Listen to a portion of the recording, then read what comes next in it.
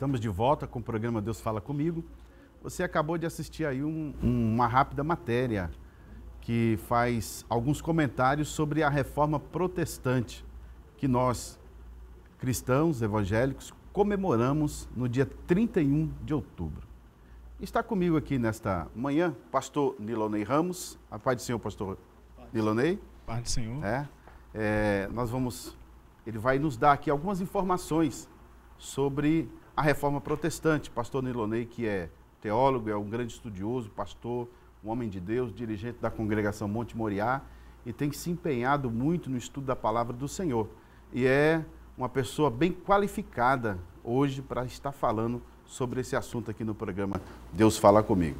Pastor Nilonei, conta para nós aqui o que realmente foi a reforma protestante, como esta reforma começou e quais são os seus principais personagens.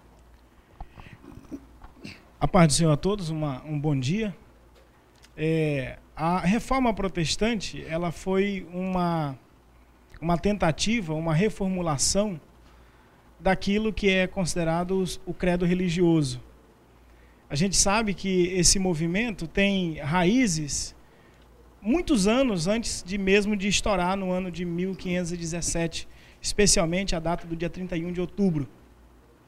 Por exemplo, imagina o que era você ir a uma igreja e encontrar ali o pastor ou o líder da igreja falando numa língua que você não entende. Imagina você ser convidado para abrir as escrituras e não entender absolutamente nada do que estava escrito, porque estava escrito numa língua que não era pregado aos pobres. Então, só o clero tinha acesso a essa linguagem. Daí, a igreja, na época, passou a ter um comportamento muito diferenciado no que diz respeito à graça e o perdão de Deus. Passaram, então, a cobrar pelo perdão de Deus. Basicamente, quando você vai ver as 95 teses, o que Lutero, na realidade, queria mostrar através dessas teses eram que a graça de Deus é suficiente, é mais importante, é mais abrangente do que qualquer oferta que pode se dar pelo perdão de pecados. Então, a reforma foi, na realidade, foi uma quebra, foi um despertamento para que a igreja tivesse acesso à palavra de Deus. E os movimentos que vêm antes da reforma, você tem a história maravilhosa, por exemplo, de John Hus, né? Que ele foi um cantor, um profícuo cantor, era o que ele mais gostava de fazer, cantar, cantar, cantar. Mas ele também foi um estudioso da Bíblia, ele começou a ter acesso aos escritos de John Wycliffe, e ele começou a perceber coisas que não se encaixavam no perfil da igreja. E ele então começou 102 anos antes o movimento da reforma, foi um precursor da reforma. Ele começou a falar, defender, por exemplo, o sacerdócio universal dos crentes. Você sabe o que é isso? Sacerdócio universal dos crentes é a ideia correta de que todos os crentes têm acesso à presença de Deus. E você sabe que no período antes da reforma, somente o clero tinha acesso à presença de Deus, ou pelo menos defendia a ideia de que somente eles tinham acesso à presença de Deus.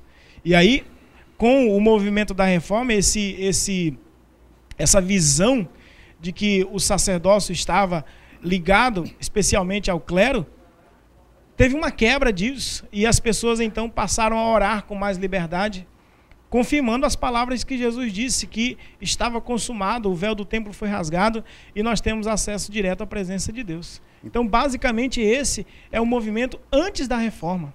Então, nós podemos dizer, sim, que foi uma abertura Exatamente. Da palavra de Deus, do acesso a Deus a todos os homens. A todos os homens. Que até então, só alguns poucos... Só o clero. Só o clero se detinha desse direito de ter esse acesso. Exatamente. Tanto o acesso como a interpretação. Geralmente carregada de uma falsa interpretação. Eles não tinham um limite. Só para você ter uma ideia, eles, por exemplo, quando você ouve hoje, nos dias atuais, falar que alguém pode pagar para receber perdão de pecados, a gente considera isso um absurdo. Mas imagina que desde os primeiros séculos da igreja, quando a igreja instituiu lá o papado, quando a igreja instituiu, por exemplo, a venda de indulgências, quantas pessoas foram enganadas por isso? Há histórias, pastor Edivaldo, de pessoas que venderam casas para conseguir alguma coisa no céu. Tinha algumas igrejas que vendiam o terreno ao lado do trono de Jeová. Hoje você ouve um negócio desse, é um absurdo. Mas até o ano de 1517 era assim que era pregada o evangelho no mundo. Então, pastor Nilonei, por exemplo, hoje eu tenho em casa cerca aí de umas 11 bíblias de estudo. Naquele tempo eu podia ter pelo menos uma bíblia? Não podia ter bíblia. Não tinha esse acesso. Exatamente. Inclusive é uma cultura dessa igreja até hoje não incentivar a leitura bíblica. Quando você vai numa dessas igrejas, você recebe um folder com toda a programação onde não se precisa mais ler a Bíblia. É verdade. E uma das maiores conquistas do povo de Deus é a leitura da Bíblia. E uma coisa importante, um versículo bíblico que a gente sempre vê, sempre lê, e que às vezes as pessoas que leem acham que é para quem está lá fora, mas eu acredito que é para quem está dentro da palavra de Deus, está servindo a Deus, que é aquele versículo que diz assim, e conhecereis a verdade vos libertará. Exatamente. Ou seja, lendo a palavra do Senhor, para que essa libertação, né, dos dogmas dos homens, a gente venha a ser liberto do mundo do pecado e também das mãos dos homens, não é verdade? Exatamente. Agora, essa reforma enfrentou oposição? Ou foi assim, chegou e já foi fazendo e foi sendo aceito? A história da reforma é uma história muito sangrenta.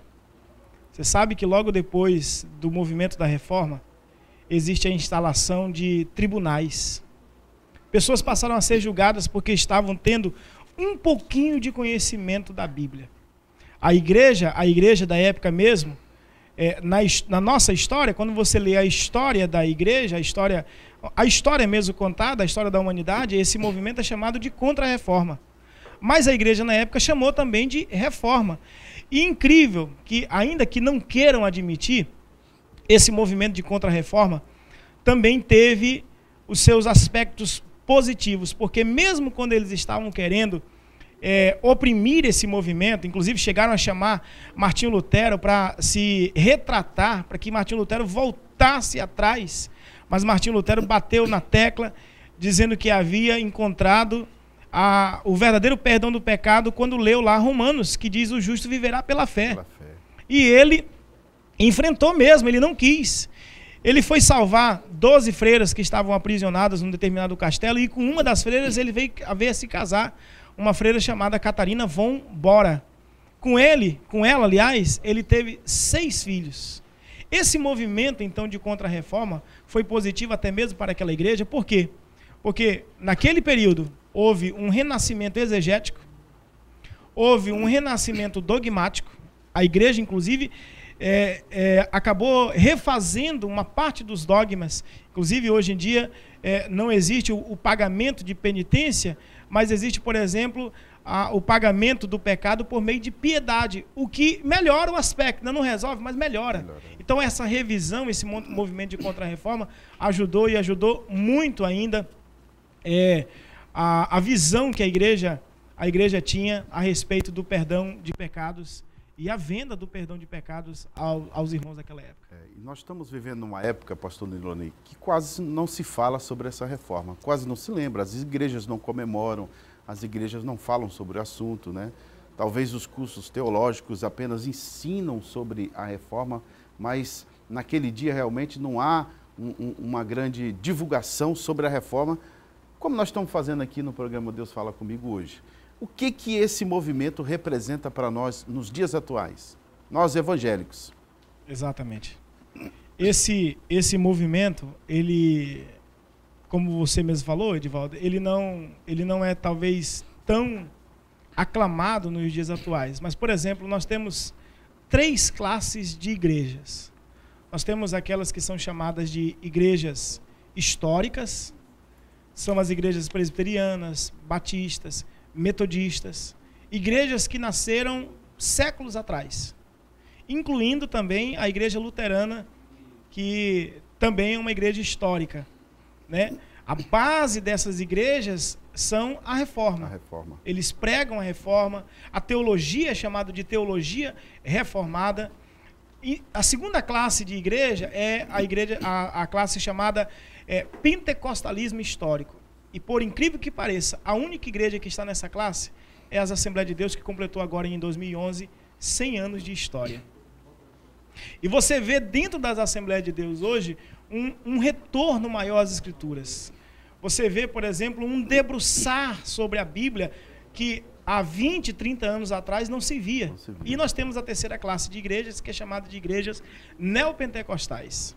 Essas igrejas é um volume bem maior, está em toda parte, geralmente são igrejas lotadas.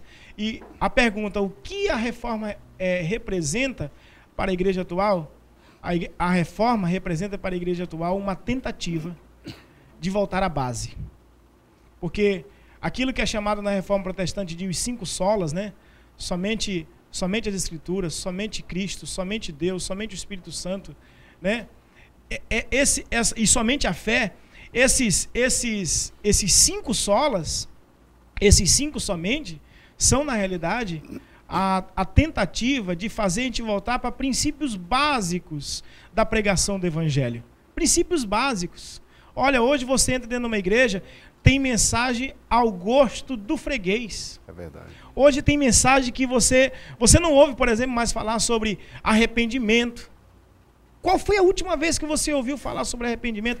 Qual foi a última vez que você ouviu falar sobre a graça de Deus? Não se ouve mais. Hoje as mensagens são mensagens que massageiam o ego, são mensagens que aclamam vitória. Hoje a gente está, por exemplo, está dizendo assim, determine a sua vitória, irmão. Nós não determinamos nada. Você diz, por exemplo, vamos decretar, e nós não decretamos nada. Então, o que é a reforma? A reforma é a tentativa de voltar a princípios. Princípio de dependência com Deus, princípio de piedade cristã, por exemplo, oração, leitura bíblica, cânticos congregacionais. Martinho Lutero foi um excelente cantor, tem um hino dele na harpa, o Castelo Forte, verdade. Que é cantar, e olha, faz quanto tempo que a gente não ouve, ouvir cantar esse hino? Alguém canta esse Dificilmente, até porque a melodia é muito difícil, mas é um hino maravilhoso, hino bíblico, um hino baseado no Salmo 46, com letra bíblica, né? Com letra bíblica. E esse movimento da reforma, apesar de estar praticamente apagado nos nossos dias, mas eu continuo falando todos os dias 31 de outubro, quando eu tenho a oportunidade de fazer o culto, eu falo da reforma protestante. Eu falo por quê? Porque foi uma vitória. Hoje, quando você encontra vídeos no YouTube de cristãos recebendo a Bíblia e eles comemorando aquela vitória, chorando por causa da Bíblia, isso é fruto da reforma protestante. Nós não tínhamos isso há 497 anos atrás. Nós não tínhamos isso. É verdade. É verdade. Entendeu?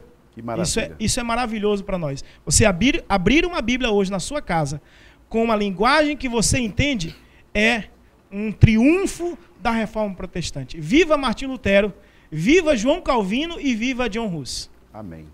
Pastor Nilonei, é um assunto maravilhoso, mas o tempo é pouco. Sim. Né? Mas você pode aí procurar um curso teológico, pode procurar a EPOAD, pode procurar a FATAD, a nossa igreja, para poder aprender um pouquinho mais sobre essa reforma e outros assuntos, né, concernente à sua fé. Quero agradecer, pastor Nilonei, por esse esclarecimento, né, referente à reforma. E nós cristãos temos que sempre lembrar, né, que isso foi um divisor de águas para nós também, porque senão nós não estaríamos aqui hoje fazendo esse programa. Graças a Deus e à reforma protestante, que alguém teve coragem, como Martinho Lutero, de fazer essa reforma.